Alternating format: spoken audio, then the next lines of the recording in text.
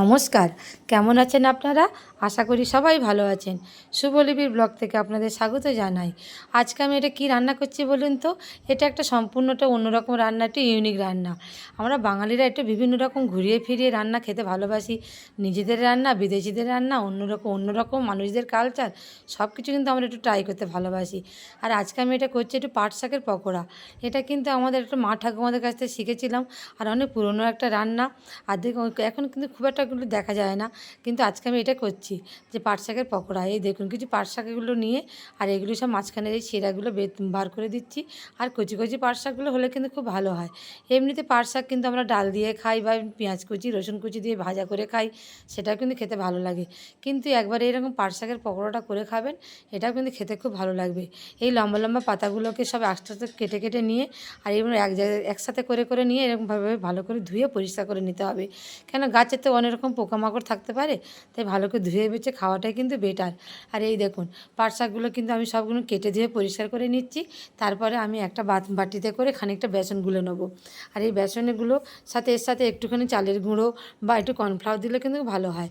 আর পাশাপাশি আমি এখানে দিয়ে দিচ্ছি একটু জিরের গুঁড়ো, হলুদ গুঁড়ো আর কালো জিরে। এই কালো জিরেটা কিন্তু খাওয়া খুব ভালো। আমাদের মেয়েদের তো অবশ্যই বিভিন্ন রকম ব্যথা বেদনাগুলো কমে যায়, আর একটা ঔষধি গুণ। আর এই কাঁচা লঙ্কা দিয়ে দিয়েছি। আর এখানে পাশাপাশি দিয়ে দিচ্ছি একটু স্বাদ মতো নুন। আর এখানে আমি দিয়ে দিচ্ছি 2 চামচ মতন চালের গুঁড়ো দিয়ে ভালো করে কিন্তু এটাকে মাখিয়ে নিতে হবে। চালের গুঁড়োটা দিলে বেশ একটুকুনি ক্রিপসি মতন হয়, মচমচে হয়ে যায়। তারপর একটু অল্প অল্প করে জল দিচ্ছি। সব জল কিন্তু একসাথে দিলে এটা দলা পাকিয়ে যাবে, ভালো মসৃণ মতন করে কিন্তু গোলাটা কিন্তু মাখানো যাবে না। তারপর এই দেখুন ভালো করে একটু ফাটাতে হবে। যত বেশি এইভাবে ফাটানো যাবে তত এর ভিতরে হাওয়াটা ঢুকে যাবে, আর এটা বেশ ভালো ফুলবে, আর খেতেও কিন্তু বেশ ভালো লাগবে। ফাটানোটা কিন্তু আসল। আর একটুখানি আমি এখানে দিয়ে দিচ্ছি খাবার সোডা। খাবার সোডা দেওয়ার পর আবার আমি ভালো করে একটু ফাটিয়ে নিচ্ছি। এটা দিলে কিন্তু বেশ ভালো ফুলবে আর গোল গোল মতন হবে। তারপর একটা কড়াইতে আমি একটুখানি তেল বসিয়ে দিলাম। বেশি ডুবো তেলে আমি ভাজবো না, একটু অল্প করে তেল দিয়ে দিচ্ছি। দিয়ে এপিঠ ওপিঠ করে বেশ ভালো করে লাল লাল করে আমি ভেজে নেবো। এই দেখুন এবার পাট শাকগুলো একটা একটা করে এইভাবে পাটে পাটে কিন্তু সাজিয়ে নিতে হবে। একটার উপর আরেকটা এইভাবে 4টে 5টা যতগুলো কিন্তু আপনি নিতে পারেন ততগুলোই হবে। আর এইভাবে সবগুলো পরপর সাজিয়ে সাজিয়ে নিচ্ছি আমি পাট শাকগুলো। নিয়ে তারপর এগুলোকে আমি ছেড়ে দেবো। 4টে 5টা একসাথে করে নিলে একটু বেশ মোটা মতন হবে, ঘন মতন হবে। আর সেগুলো তেলের মধ্যে একটা একটা করে এইভাবে কিন্তু দিতে হবে। বেশি ডুবো তেলে কিন্তু ভাজার দরকার নেই। একটা দিক লাল লাল হয়ে যাবে, তারপর আরেকটা দিক এই উল্টে উল্টে দিলে হয়ে যাবে। একটা একটা করে আমি এই সবগুলো কিন্তু পাট শাক এইভাবে সাজিয়ে সাজিয়ে দিচ্ছি। আর আমরা বাঙালিরা একটু সন্ধ্যের মুখে একটু চাটা খেতে ভালোবাসি, আর তার সাথে একটুখানি চপ সিঙাড়া বিভিন্ন রকমের একটু পকোড়া হবে, কেনা ভালোবাসে বলুন। তাই একটু ঘুরে ফিরে এরকম করলে কার না ভালো লাগে। কোনোদিন একটু পেঁয়াজি করছি বা কোনোদিন বেগুনি করছি বা কুমড়োর বড়া তো আছেই। তা আজকে ভাবলাম কিন্তু এইরকম একটু পকোড়া করলে কেমন হয়। আর একটু মুখরোচক মচমচে জিনিস হলে সকলেরই ভালো লাগে। সন্ধ্যার মুখে একটু চা দিয়ে খাওয়া যায় বা একটু শুধু বসে খাওয়া যায়।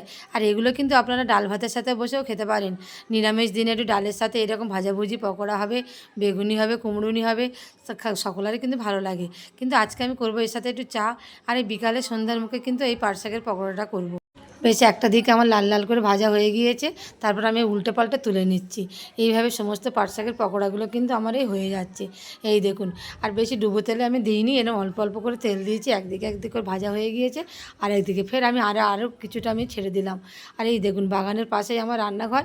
এখানে আমি সব জানালাগুলো খুলে দিই, দিয়ে রান্নাবান্নাগুলো করি, যাতে ধোঁয়া টোঁয়া সব বাইরে বেরিয়ে যায়। তারপর আবার কিন্তু জানালাগুলো বন্ধ করে দিই।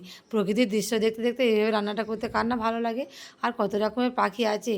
আর এই পাশাপাশি আমি একটু চা করে নিচ্ছি। চা তো আমার বিকেলবেলা একটু লাগে, সকালবেলা সন্ধ্যেবেলা 2 কাপ চা।